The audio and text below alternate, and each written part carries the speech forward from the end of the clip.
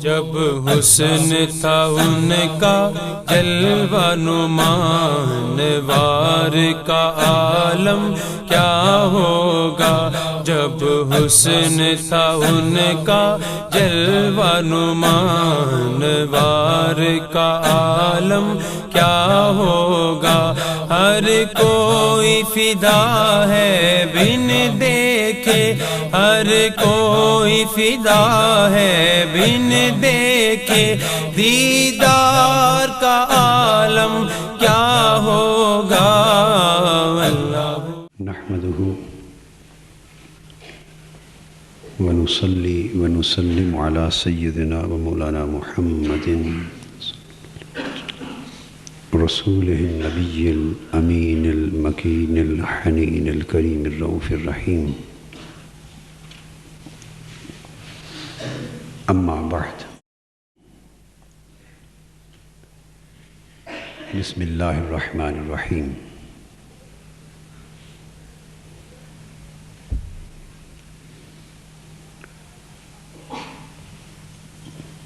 قال سيدنا عبد الله بن عباس رضي الله تعالى عنه قال قال رسول الله صلى الله عليه وسلم أتاني ربي في أحسن صورة قال أحسبه في المنام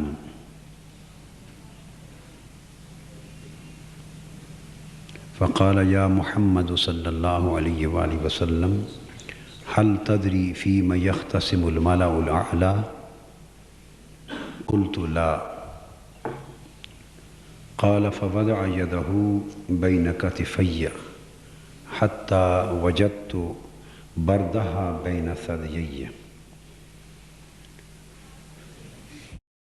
وفي رواية قال وضع كفه بين كتفي حتى وجدت برد أنامله بين ثديي۔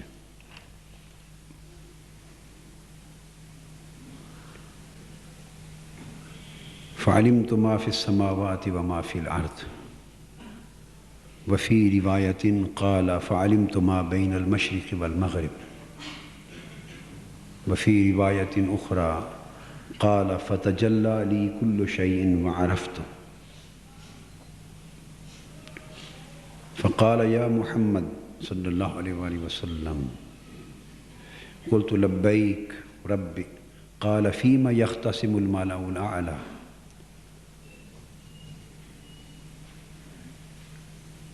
قلت في الكفارات، قال ما هن؟ قال مشي الأقدام إلى الحسنات، والجلوس في المساجد بعد الصلوات، وإسباغ الوضوء حين الكريهات۔ قال فيما؟ قلت إطعام الطعام ولين الكلام والصلاة بالليل والناس نيام۔ قال صل۔ قلت اللهم أسألك فعل الخيرات وترك المنكرات وحب المساكين، وأن تغفر لي وترحمني، وإذا أردت فتنة قوم فتوفني غير مفتون، أسألك حبك وحب من يحبك وحب عمل يقرب إلى حبك۔ قال رسول الله صلى الله عليه وآله وسلم إنها حق فادرسوها ثم تعلموها۔ رواہ الامام ابو عیسیٰ الترمذی حدیث حسن صحیح۔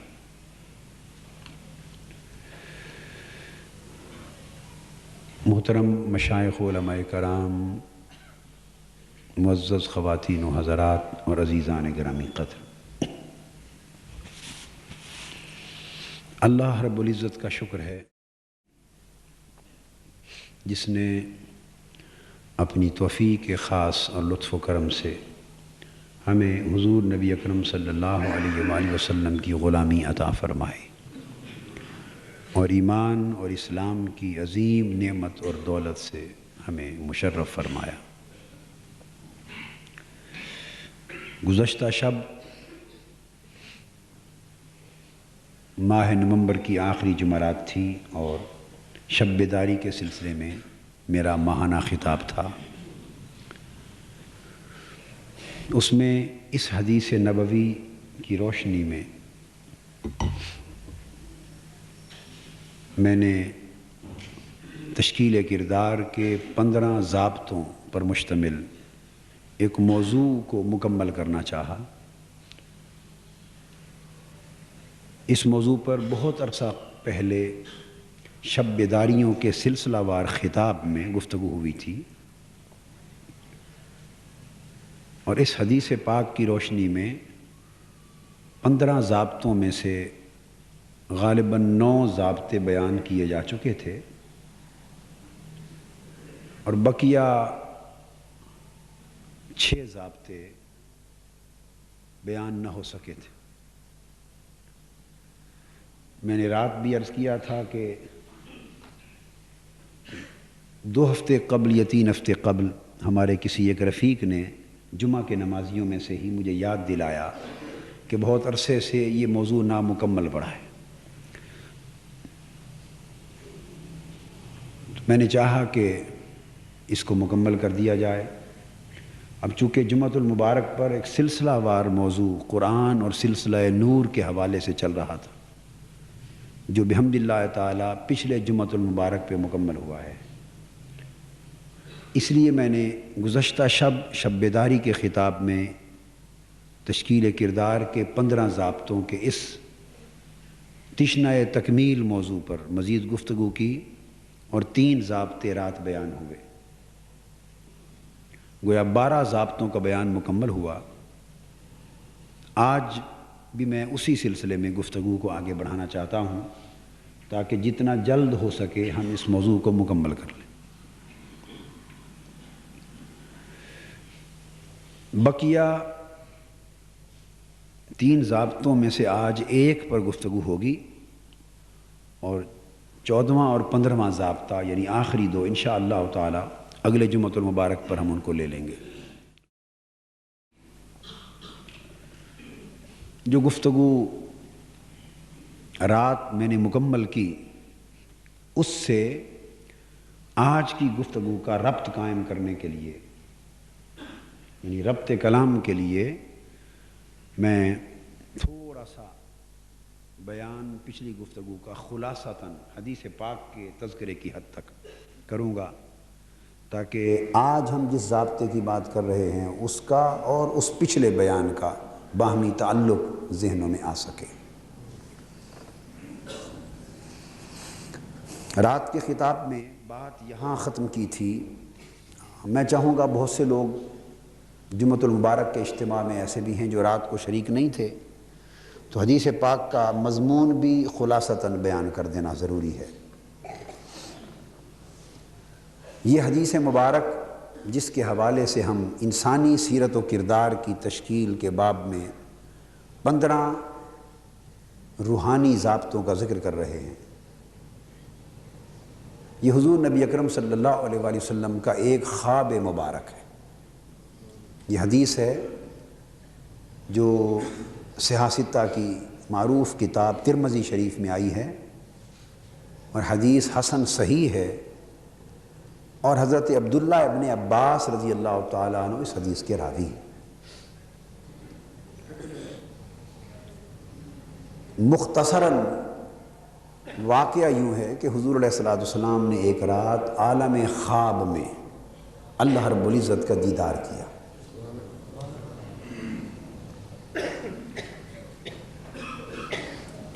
اور صبح نماز فجر پڑھانے کے بعد صحابہ کرام کو صفوں میں ہی بیٹھے اپنی طرف متوجہ فرمایا اور ان سے اپنے خواب کا ذکر فرمایا۔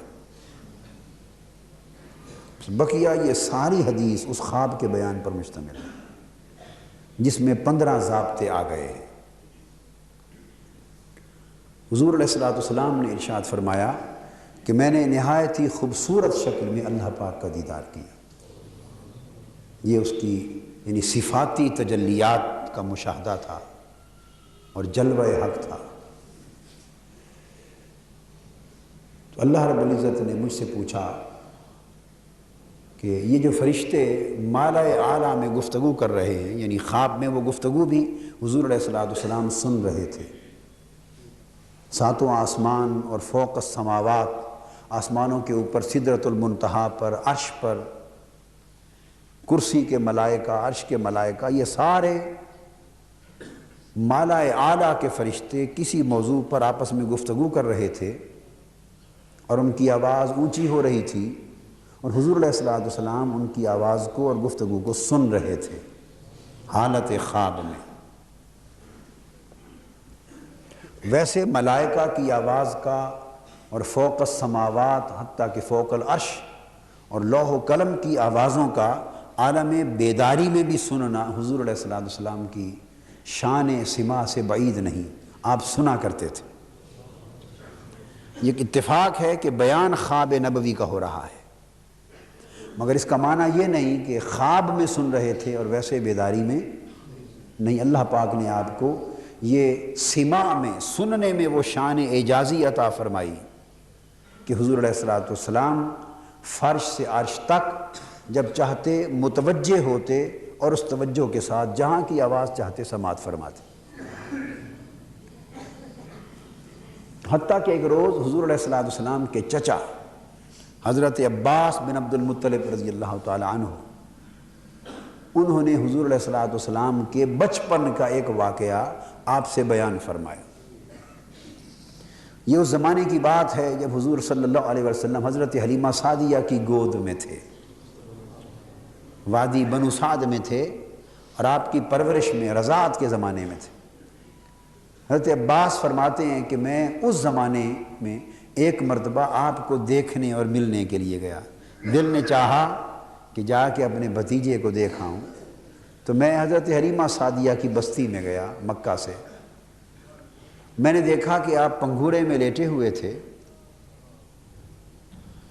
اور حضرت عباس فرماتے ہیں یہ اب حضور علیہ السلام پر ایمان لانے کے بعد اس زمانے میں اب تذکرہ کر رہے ہیں۔ عرض کرتے ہیں یا رسول اللہ صلی اللہ علیہ وسلم، ایک چیز میں نے اس وقت دیکھی تھی، آج تک میری یعنی نقش خیال میں اور نقش دماغ پہ، لوح دماغ پہ نقش ہے، اور وہ بات میں نہیں سمجھ سکا۔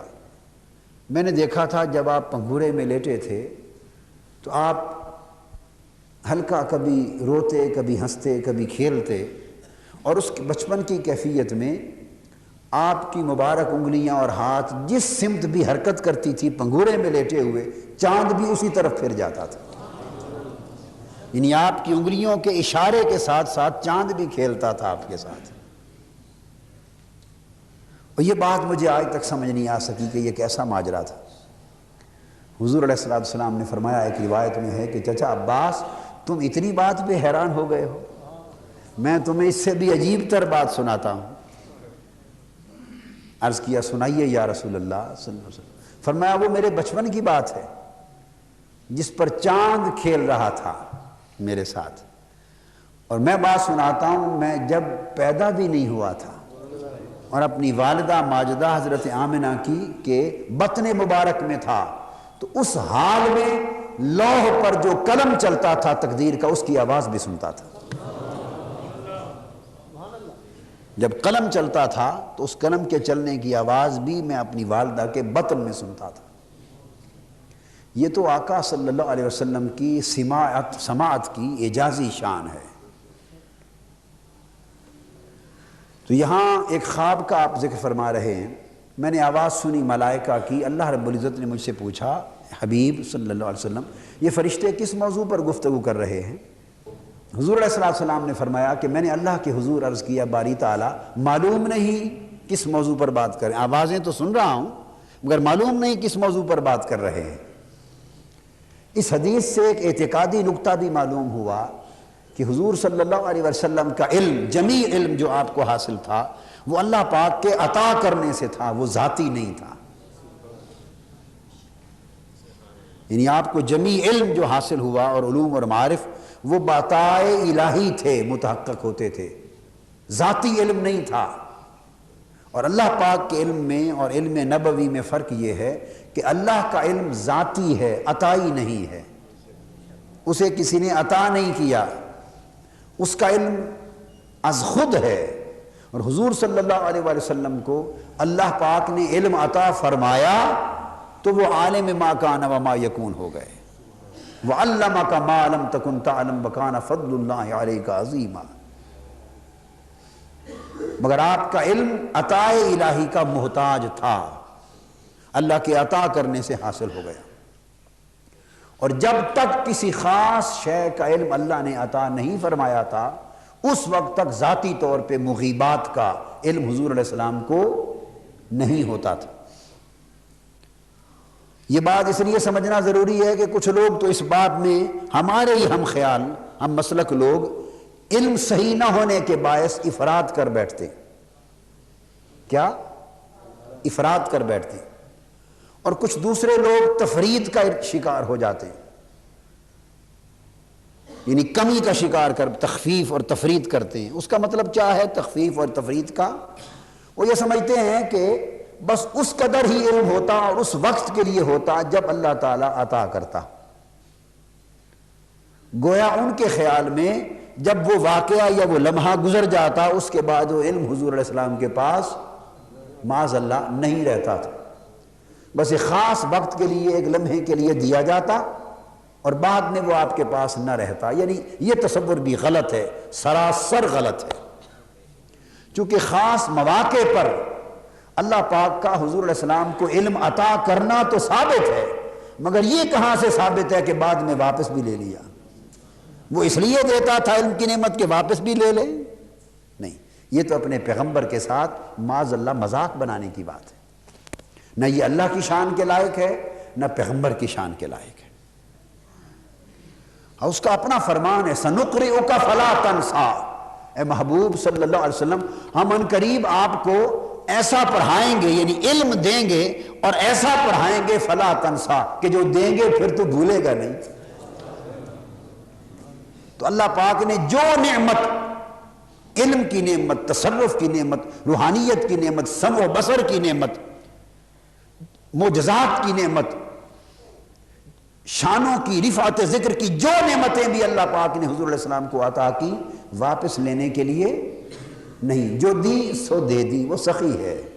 انا اعطیناک الکوثر، اے حبیب صلی اللہ علیہ وسلم بے شک ہم نے خیر کثیر، ہر شے کی کثرت آپ کو عطا کر دی ہے، آپ کو عطا کر دی ہے۔ فصلی لربک وانحر، اب اس کے شکرانے میں نماز پڑھا کر، قربانی دیا کر۔ تو شکرانہ تو تبھی ہوا نا کہ جو نعمت دی وہ برقرار رہی، دے کے واپس لے لی اور دامن پھر پہلے کی طرح خالی ہو گیا تو شکرانہ کس بات کا؟ وہ تو اللہ کو اپنی شان دکھانا مقصود تھی، دکھا لی، رسول کی شان تو دکھائی نہیں، کیونکہ بعد میں وہی چیز کوئی پوچھ لے تو رسول کہے کہ وہ تو اس لمحے کے لیے اللہ نے مجھے دیا تھا پھر واپس لے لیا، اب تو میں نہیں بتا سکتا۔ تو غیروں کی نگاہ میں رسول کی شان تو نہیں بنے گی اس طرح۔ تو فرمایا فصلی لربک وانحر، ہم نے ہر شے کی اور ہر نعمت کی کثرت سے آپ کی جھولی بھر دی ہے، بس اب اللہ کی اس نعمت اور نعمت کی کثرت پر میرے محبوب نماز پڑھا کر، قربانی دیا کر، یعنی ہر وقت شکر بجا لایا کر۔ وَأَمَّا بِنِعْمَةِ رَبِّكَ فَحَدِّثْ، اللہ نے جو آپ پر نعمت کی کثرت کر دی ہے اس کا چرچا کیا کر، لوگوں کو بتایا کر۔ اب یہ کیسا چرچا ہو کہ نعمت دی اور پھر لے لی اور فرما دیا لوگوں کو بتایا کر؟ یہ تو عام آدمی بھی نہیں کرتا۔ کوئی کسی کو 10 روپے دے دے اور پھر اس سے کہے میرا شکریہ ادا کرو، شکریہ ادا کروا کے واپس لے لے، یہ تو عام آدمی بھی یہ کام نہیں کرتا، ایک ادنا گھٹیا سطح کا آدمی بھی یہ کام نہیں کرتا۔ نعمت دی، شکریہ ادا کروا کے پھر واپس جیب میں ڈال لی، یہ کوئی نہیں کرتا۔ تو اللہ کی شان ہے معاذ اللہ کہ رسول صلی اللہ علیہ وسلم کو علم کی اور دیگر نعمتوں کی دولت دے ایک خاص وقت کے لیے پھر خالی واپس لے لے، نہیں۔ یہ درست ہے کہ جب تک وہ علم دیا نہ تھا تب تک از خود معلوم نہ تھا، جب دے دیا سو دے دیا، پھر اس کا مالک بنا دیا اور قیامت تک کے لیے دے دیا۔ یہ بات برسبیل تذکرہ آئی مگر عقیدے کے اعتبار سے عام ہے، لوگ اس میں بلا وجہ جھگڑتے رہتے ہیں، تو ہم ساتھ ساتھ گفتگو میں کوئی نقطہ آ جائے تو جھگڑا دور کرنے کے لیے اس کی صورت بھی بیان کرتے ہیں تاکہ حق پر مبنی، سچائی پر مبنی صورت کیا ہے۔ تو حضور علیہ السلام نے فرمایا لا ادری، معلوم نہیں کس موضوع پر بیان کر رہے ہیں، تو پھر اللہ پاک نے کیا کیا، فوازا یدہ بین کتفی حتی وجدت برد اناملہ بین ثدیی، تو اللہ پاک نے پھر اپنا دست قدرت میرے کندھوں کے درمیان رکھا، دست قدرت میرے کندھوں کے درمیان رکھا، حتیٰ کہ میں نے اس اللہ کے دست قدرت کی ٹھنڈک اپنے سینے میں محسوس کی۔ اب ٹھنڈک محسوس کرنا کیا ہوتا ہے؟ یہ جذب فیض ہوتا ہے، یہ جو ٹھنڈک سینے میں محسوس کی جاتی ہے یہ فیض کا انجذاب ہوتا ہے۔ تو دست قدرت اللہ رب العزت کا حضور علیہ السلام کے مبارک شانوں میں رکھنا اس امر کی طرف اشارہ تھا۔ محبوب دیکھا، از خود آپ کو معلوم نہ تھا، اب دیکھ ہم کیسے بتاتے ہیں۔ اپنا دست قدرت رکھا اور اس کا فیض جو جذب ہوا قلب محمدی صلی اللہ علیہ وسلم میں اور صدر نبوت میں، سینہ نبوت میں اللہ پاک کے دست قدرت سے اس کا فیض الوہیت منتقل ہوا۔ فیض الوہیت کے منتقل ہونے کی دیر تھی۔ فَعَلِمْتُ مَا فِي السَّمَاوَاتِ وَمَا فِي الْأَرْضِ، فرماتے ہیں زمینوں سے لے کر آسمانوں تک کائنات پست و بالا میں جو کچھ تھا پردے اٹھ گئے اور میں نے سب کچھ دیکھ لیا اور میں نے ہر چیز کو جان لیا، ہر چیز کو جان لیا۔ فَعَلِمْتُ مَا بَيْنَ الْمَشْرِقِ وَالْمَغْرِبِ، مشرق سے مغرب تک جو کچھ تھا میں نے سب کچھ دیکھ لیا۔ اور ایک حدیث میں فَتَجَلَّى لِي كُلُّ شَيْءٍ وَعَرَفْتُ، کائنات پست و بالا میں جو کچھ تھا وہ روشن ہو کے میری آنکھوں کے سامنے آ گیا، میں نے سب کو جان بھی لیا، پہچان بھی لیا، عرفت، پہچان لیا۔ اب یہ جو کیفیت علم نصیب ہو گئی، اب اس حدیث کو بھی پڑھ لیں اور تمام احادیث کو پڑھ لیں تو اس علم کا دست الوہیت کے فیض کے باعث صدر نبوت میں اس علم کا آ جانا اور پردوں کا اٹھ جانا اور حقائق کائنات کا منکشف ہو جانا اور ہر شے کی پہچان حضور علیہ السلام کو کروا دیا جانا، اس کا ثبوت تو مل گیا۔ اب اس کے بعد یہ کہاں ذکر ہے کہ اس لمحے کے بعد جب میری آنکھ کھلی تو علم واپس بھی لے لیا تھا؟ واپسی ہم نے اپنے طور پہ بنا لی ہے، واپسی اپنے طور، یہ ناجائز بات ہے۔ علم عطا ہو گئے اور پھر حضور صلی اللہ علیہ وسلم اس طرح، اور آقا علیہ السلام کو جو اللہ پاک نے علوم عطا فرمائے اس کے بہت سے طریقے تھے۔ لوگوں میں یہ بھی ایک مغالطہ، علمی مغالطہ پایا جاتا ہے کہ بعض لوگ سمجھتے ہیں کہ صرف طریق اللہ پاک کا علم دینے کا طریق، اعلام اللہ کا طریق، وہ سمجھتے ہیں صرف وحی الہی تھا، جو قرآن مجید کی وحی سیدنا جبرائیل امین لے کر آتے تھے، شاید وہی وحی قرآنی کا طریقہ تھا جسے علم ملتا تھا۔ یہ مغالطہ بھی غلط ہے۔ وہ ایک طریقہ تھا وحی جلی کا، اور جبرائیل امین کے لائے بغیر بھی علم عطا ہوتا تھا۔ حدیث میں جو کچھ علم، حدیث کے ذریعے جو علم حضور علیہ السلام نے بیان فرمایا یہ جبرائیل امین نہیں لائے تھے۔ جبرائیل امین وہ کچھ لائے تھے جو قرآن میں آ گیا، وہ کچھ لائے تھے جو قرآن میں آ گیا، اور قرآن کے 30 پاروں کے سوا ہزار احادیث، کیا لاکھوں احادیث، 23 برس تک حضور علیہ السلام جو فرماتے رہے، لاکھوں احادیث جو آقا علیہ السلام نے قرآن مجید کی آیات کے علاوہ بیان فرمائیں، وہ علم جبرائیل امین نہیں لائے تھے، وہ رب کائنات نے حضور کو براہ راست عطا فرمایا تھا، براہ راست عطا فرمایا تھا۔ احیاناً کہتے ہیں اس کو، وقتاً فوقتاً، تدریجاً عطا فرمایا تھا۔ اب اس پر بھی لوگ خدا جانے امت کے لوگوں کو کیا ہو گیا ہے، دین کا کوئی نقطہ نہیں جس پر جھگڑا نہ کرتے، سارا دین جھگڑے کے لیے رہ گیا۔ جدھر دھیان کرو جھگڑوں کے عنوان اور جھگڑوں کے بینر نظر آتے۔ اس پر بھی جھگڑا ہے کہ کتنا دیا تھا، تم نے کوئی سرکولر جاری کرنا ہے، کوئی آرڈیننس جاری کرنا ہے، تمہیں کس نے مامور کیا اس بات پر کہ تم تولو نبی کے علم کو کہ کتنا تھا؟ تم ناپو نبی کے علم کو کتنا تھا. اس ساری کائنات میں کسی کی عقل و خیال، کسی کا ادراک، کسی کا فہم، کسی کی سوجھ بوجھ اور استعداد اس قابل ہے کہ وہ تعین کر سکے کہ نبی کا علم کتنا تھا، ناپ تول میں آ سکے؟ کوئی ناپ تول کا پیمانہ ہے کائنات میں؟ یہ ساری کائنات کے ناپ تول کے پیمانے تو حضور علیہ السلام کے نالین پاک کی گرد کی عظمت کو بھی نہیں تول سکتے. نالین رسول کی جو گرد کی عظمت ہے اس کو بھی نہیں تول سکتے. اور حضور علیہ السلام کے فرمودات میں، ارشادات میں بعض اوقات ایک لفظ میں اتنی علمی وسعت ہے کہ اس کو بھی ساری کائنات نہیں تول سکتے. آپ علم رسول کو تولتے پھرتے ہیں، نادانوں والا کام کرتے. کیا؟ نادانوں والا کام کرتے. اگر یہ اصرار بھی ہے کہ اندازہ تو ہو کہ کتنا دیا تھا، اسی ایک حدیث کو سن لو تو ایک بار اتنا دیا تو بقایا عمر بھر کا اندازہ خود کر لینا. یہ ایک رات کا قصہ ہے جو حدیث پاک بیان کر رہا ہوں، ترمذی شریف کی. یہ بولیے ایک رات کا قصہ ہے، ایک لمحے کا. دست مبارک اللہ پاک نے اپنا رکھا حضور علیہ السلام کے شانوں میں، کندھوں میں، اور فیض عطا فرمایا، اور وہ فیض جذب ہوا اور ٹھنڈک کی طرح آقا نے اپنے سینے انور میں محسوس کیا.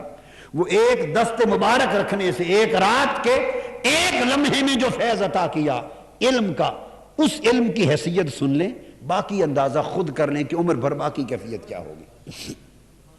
یہ اس ایک رات کے ایک لمحے کا فیض ہے جس میں آقا نے فرمایا فَتَجَلَّى لِي كُلُّ شَيْءٍ وَعَرَفْتُ.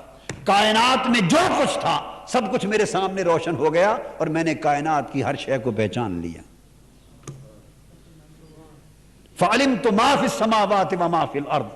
آسمانوں اور زمینوں کی کائنات میں جو کچھ تھا میں اس ایک رات کے لمحے میں جان گیا.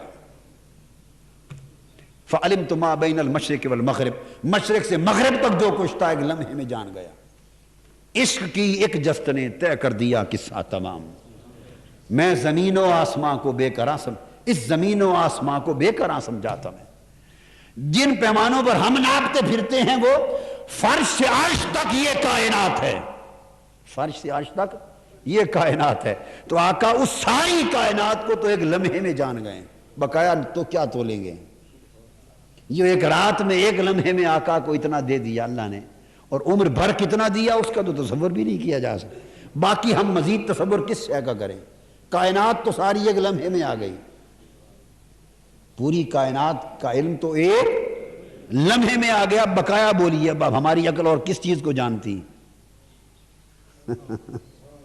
اور ہم جانتے ہی کچھ نہیں ہیں، اب ناپیں کس چیز کا. اللہ اکبر. تو حضور صلی اللہ علیہ وآلہ وسلم کو اللہ پاک نے عطا کیا، اور اب پوچھا محبوب اب بتا فیما یختصم المالا الاعلی. یہ مالا اعلیٰ میں فرشتے کس موضوع پر بات کر رہے ہیں اب بتا دیجیے. یہ علم دے کر اب پوچھا. اور ایسے لمحے کئی بار آئے جب ساری کائنات کو آقا کی آنکھوں کے سامنے لا کھڑا کر دیا گیا.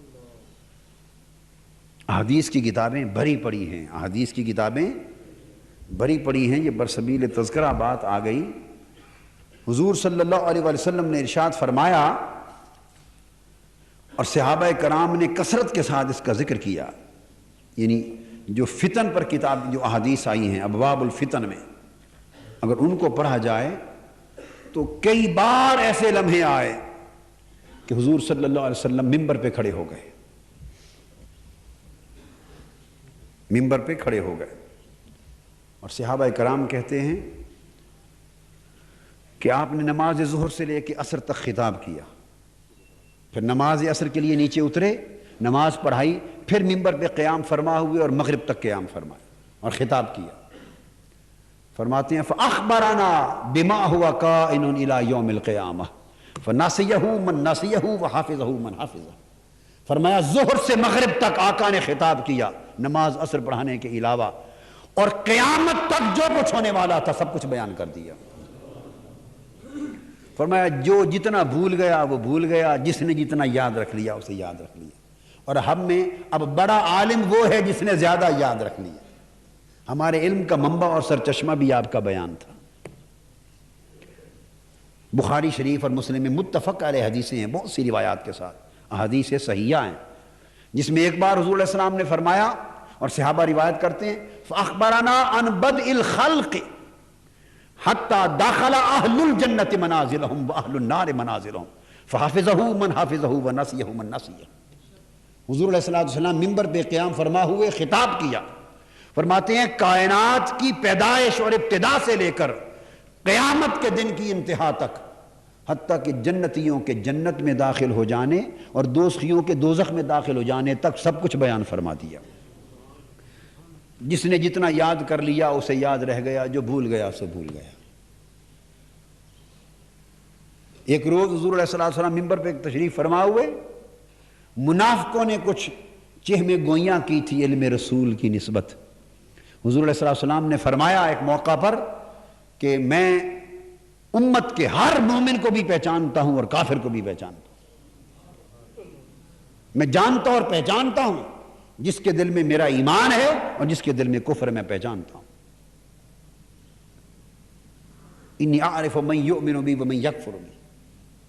اب منافق آپس میں چہمے گوئیاں کرنے لگے، سامنے تو بات کرنے کی جرت کسی کو نہ ہوتی تھی، آپس میں چہمے گوئیاں کرنے لگے کہ یہ عجیب دعویٰ ہے رسول کا صلی اللہ علیہ وسلم۔ وہ کہنے لگے کہ ہم ہر وقت ان کے ساتھ ساتھ پھرتے ہیں، صبح و شام غزوات میں جاتے ہیں، نمازوں میں، زکوٰۃ کی مجلسوں میں، مال غنیمت لینے کے لیے، ہمیں تو یہ پہچانتے نہیں ہیں جو ساتھ رہتے ہیں، اور ہمیں بھی مسلمان ہی سمجھ رکھا ہے انہوں نے مغالطے میں، حالانکہ ہم اندر سے منافق ہیں، کافر ہیں دل سے۔ تو کہنے لگے ہم کو پہچانتے نہیں اور دعویٰ قیامت تک کے مومنوں اور کافروں کو پہچاننے کا، یعنی عجیب بات ہے۔ یہ تانا زنی کی انہوں نے علم مصطفیٰ صلی اللہ علیہ وآلہ وسلم پر۔ یہ بات حضور علیہ السلام تک پہنچ گئی۔ اب وہ نادان لوگ تھے، ناسمجھ تھے، وہ جو آقا ظاہر نہیں فرماتے تھے وہ سمجھتے تھے شاید خبر بھی نہیں ہے، ان کو پتہ نہیں تھا کہ یہ پردہ پوش رسول ہے، پردہ ڈالنے والا ہے، اور حکمت الہیہ ہے، کوئی حکمت اور تدبیر ہے، مصلحت ہے، ابھی وقت نہیں بے نقاب کرنے کا۔ حضور علیہ السلام منبر پہ قیام فرما ہوئے اور فرمانے لگے مجھ تک یہ بات پہنچی ہے کہ بعض منافق میرے علم پر تانا زانی کر رہے ہیں، اور آپ کے کلمات ہیں، ارشاد فرمایا فما بال اقوام طعنوا فی علمی، ان لوگوں کا کیا حال ہوگا قیامت کے دن اور کیا حشر ہوگا جو میرے علم پر تانا زنی کرتے ہیں، طعنوا فی علمی، میرے علم میں تانا زنی کرتے ہیں۔ تو حضور علیہ السلام کو اپنے علم میں کی گئی تانا زنی پسند نہیں ہے، سو مسلمانوں کو علم رسول میں تانا زنی نہیں کرنی چاہیے، جو جتنا کہے اسے محبت سے ایماندار آدمی کو مان لینا چاہیے، کیونکہ علم رسول میں تانا زنی در حقیقت عطاء الہی میں تانا زنی ہے، کیونکہ رسول کا علم اعلام اللہ ہے۔ پھر آپ سٹیج پر قیام فرما ہوئے، آگے پھر اگلی روایت جو بیان کروں وہ صحیح بخاری میں ہے، پہلی اور کتب میں آیا حصہ۔ آپ نے فرمایا سلونی اما شئتم، سلونی اما شئتم، سلونی اما شئتم، لوگو تم میرے علم میں تانا کرتے ہو، آؤ آج پوچھ لو جو پوچھنا چاہتے ہو، پوچھ لو مجھ سے جو پوچھنا چاہتے ہو، پوچھ لو مجھ سے جو پوچھنا چاہتے ہو۔ 3 بار سوال کیا، فرمایا خدا کی قسم جو سوال کرو گے یہاں سٹیج پر منبر پر کھڑے تمہیں جواب دوں گا۔ کانپنے لگ گئے لوگ، ایمان والے کانپنے لگ گئے۔ ایک شخص اٹھ کھڑا ہوا، اس نے کہا کہ آج دریائے علم نبوت جوش میں ہے، کچھ اپنا معاملہ حل کرا لوں۔ وہ پوچھتا ہے اے نہ مدخلی یا رسول اللہ، حضور بتائیں کہ مرنے کے بعد میرا ٹھکانہ کہاں ہوگا۔ اب آپ اندازہ کر لیں وہ شخص زندہ ہے، بقید حیات ہے، معلوم نہیں بعد میں اس نے نیکیاں کرنی ہیں، بدیاں کرنی ہیں، ایمان پر رہنا ہے، کفر پہ منتقل ہو جانا ہے، نفاق پر رہنا ہے، موت جب آئے گی تو خاتمہ ایمان پر ہوگا، کس چیز پر ہوگا، اور آخرت میں کہاں رکھا جائے گا، یہ سب چیزیں پردہ غیب میں، سب چیزیں پردہ غیب میں ہیں۔ پوچھتا بتائیے مرنے کے بعد میرا ٹھکانہ کہاں ہوگا، فرمایا مدخل فی النار، مدخل فی النار، تمہارا ٹھکانہ جہنم میں ہوگا، ٹھکانہ جہنم میں ہو گیا۔ ایک اور شخص اٹھا، اس کو لوگ تانا دیتے تھے نسب کا، کہتے تم اپنے باپ کے نہیں ہو. اس کو لوگ تانا دیتے تھے نسب کا کہ تم اپنے باپ کے نہیں ہو، اور وہ کنفیوزڈ تھا. ہر وقت ایک پرابلم میں ماں کہتی تھی نہیں جھوٹ بولتے ہیں، باہر ہر کوئی تانا دیتا تھا. اس نے کہا آج میں اپنے نسب کا مسئلہ حل کروا دوں. اس نے کہا حضور فرمائیے میں اصل میں کس کا بیٹا ہوں؟ فرمایا تو فلاں شخص کا بیٹا، ابو کا سالم مولا شیبہ، یعنی تو اپنے باپ کا حقیقتاً نہیں ہے، تو فلاں کا نطفہ ہے. بیٹھ گیا. ایک اور شخص اٹھا، اس نے پوچھا میرے اصل باپ کا نام کیا ہے؟ فرمایا ابو کا حذافہ، تیرے اصل باپ کا نام حذافہ ہے. یعنی مجلس میں جب 3 سوال ہوئے تو اس پر ہر کوئی کانپنے لگ گیا. اور سیدنا فاروق اعظم رضی اللہ تعالیٰ عنہ گھٹنوں کے بل گر پڑے، ہاتھ جوڑ کے کھڑے ہو گئے، عرض کیا آقا ہم ایمان لائے اللہ کے رب ہونے پر، اسلام کے دین ہونے پر، اور آپ کے سچے نبی ہونے پر. سچے نبی ہونے کا مطلب یہ ہے کہ آپ کے علم پر تانا زنی کرنا کفر ہے. معاف فرما دیجیے. حضور علیہ السلام پھر نیچے اترے اور فرمایا حل انتم منتہون، اب باز آؤ گے؟ کیا اب بھی باز نہیں آؤ گے؟ اب بھی تانا زنی کرو گے؟ کیا رکو گے کہ نہیں میرے علم پر تانا زنی کرنے سے؟ یہ پوچھتے پوچھتے آقا نیچے تشریف لے آئے. تو ایسے مواقع کئی بار آتے ہیں جہاں دریائے علم جوش میں آتا اور پھر حضور علیہ السلام اظہار فرماتے، مگر اکثر و بیشتر پردہ پوشی کی کیفیت رہتی. اور ایک بار جو اللہ پاک نے جو کیفیت دے دی اور جو نعمت علم کی دے دی، پھر وہ واپس تو نہیں لی جاتی تھی. حضور علیہ السلام نے فرمایا ایک حدیث میں ان اللہ زوالی الارض فرأیت مشارقہا و مغاربہا، اللہ پاک نے ساری زمین میرے لیے سمیٹ دی ہے، بس میں نے زمین کے سارے مشرق اور سارے مغرب دیکھ لیے آنکھوں کے سامنے. اور پھر اس حدیث میں ایک بار بڑی ایمان افروز بات، میں مقدمہ سیرت جو کتاب لکھ رہا ہوں آج کل مکمل کر رہا ہوں، اس باب میں کل یا پرسوں یہ حدیث لکھی میں پہلی صدی کی فتوحات کا ذکر کر رہا تھا. پہلی صدی کی، جو حضور علیہ السلام کی پہلی جو صدی ہجری ہے اس میں اسلام کی فتوحات کتنی ہوئی. تو میں نے جب باب پہلی صدی کی فتوحات کا مکمل کیا تو کیفیت یہ تھی کہ سیدنا فاروق اعظم اور سیدنا عثمان غنی رضی اللہ تعالی عنہ، یعنی حضور علیہ السلام کے وصال کو ابھی 15 برس نہیں گزرے تھے. کتنے؟ پہلی صدی 100 سال تو آگے کی بات ہے، 15 برس ابھی پورے نہیں گزرے تھے کہ اسلام مغرب میں اندلس اور اسپین تک پہنچ گیا تھا. یہ اسپین جس کے بارے میں عام خیال یہ ہے کہ یہ طارق بن زیاد اور موسیٰ بن نصیر نے جا کے فتح کیا، اور جبرالٹر جو کہتے ہیں جبل الطارق وہ ان کے نام سے موسوم ہے، اس وقت اس کی فتح ہوئی. یہ تصور جو تاریخ میں پایا جاتا ہے یہ غلط ہے. یہ تاریخ کی کتابوں میں غلطی سے یہ بات چلی آ رہی ہے، یہ اصل تحقیق کے خلاف ہے. یہ 95 ہجری میں نہیں فتح ہوا اسپین، 27 ہجری میں سیدنا عثمان غنی کے زمانے میں فتح ہو گیا تھا، خلافت راشدہ کے دور میں. اور طارق بن زیاد نے جا کے ان فتوحات کو آخری شکل دی. تو مسلمان افواج جب اسپین اندلس کو فتح کر گئی تو مغربی فرانس کے حصے بھی اسلامی اسپین اور اسلامی سلطنت میں آ گئے تھے. مشرقی اور شمالی فرانس بھی اسلام کی سلطنت میں آ گیا تھا. ہسپانیہ، اٹلی، جرمنی کی سرحدوں تک اسلامی حدود پھیل گئی تھی. مغرب میں اسپین، اٹلی، جرمنی، فرانس کی سرحدیں اسلام سے مل گئی تھی. مشرق میں چائنا کے مغربی صوبے اسلام میں داخل ہو گئے تھے.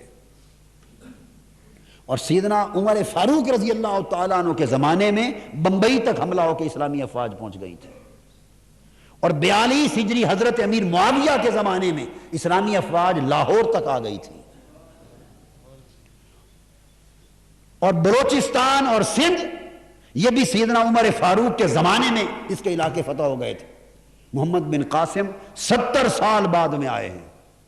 اسلام ان کے آنے سے پہلے خلافت راشدہ میں پہنچ گیا تھا.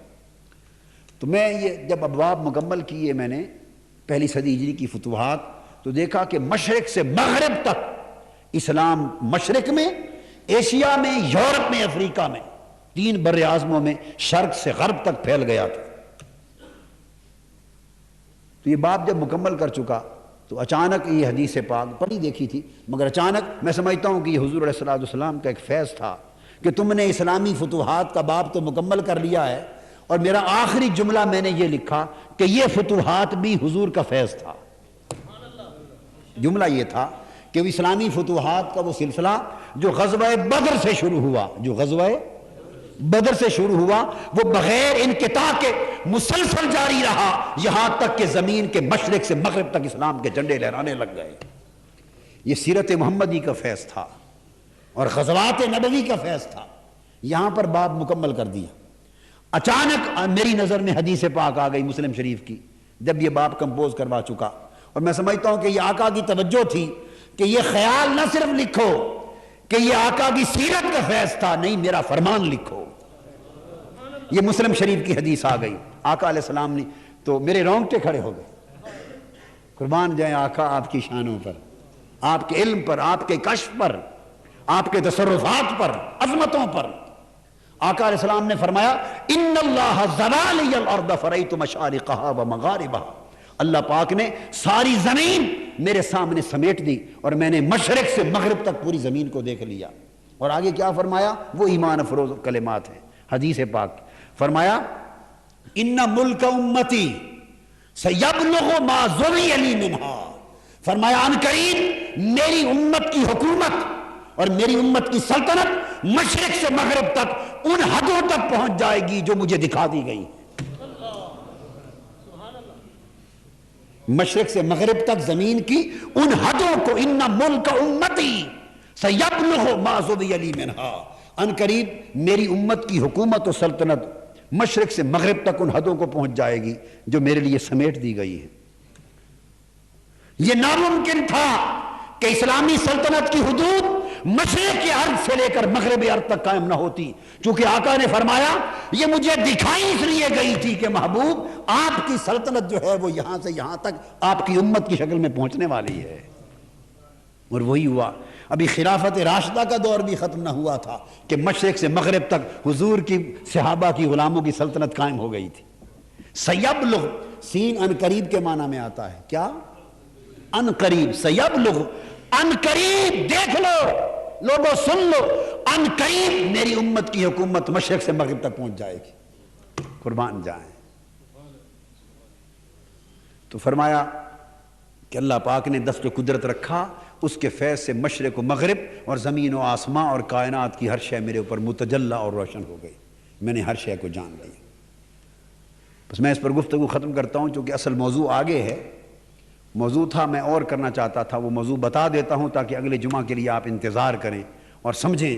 موضوع یہ کہ پھر یہاں چونکہ علم کی بات، علم نبوت کی بات ہو گئی تو میں نے اس پر کچھ احادیث بیان کر دی آپ کو۔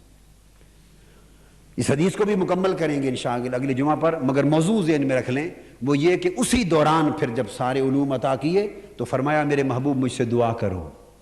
وہ دعا یہ تھی کہ حضور علیہ السلام نے عرض کیا باری تعالیٰ جب تو امت پر یا کسی قوم پر فتنے کا ارادہ کرے اور قوم کو فتنوں میں مبتلا کرے، فتنوں میں مبتلا کرے تو مجھے اس فتنے سے بچا کر اپنے پاس اٹھا لینا۔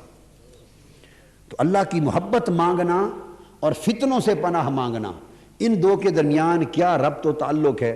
دراصل اس ربط اور تعلق میں گفتگو کرنا چاہتا تھا۔ یہ انشاءاللہ آئندہ جمعۃ المبارک پر بات کریں گے۔ آج حضور علیہ السلام کے علم کی عظمت کی بات اس حدیث پاک کی روشنی سے ہو گئی۔ اللہ پاک ہمیں آقا علیہ السلام کی عظمت کی معرفت عطا فرمائے اور آپ کی محبت اور ادب کے ساتھ ہمارے دلوں کو معمور فرمائے۔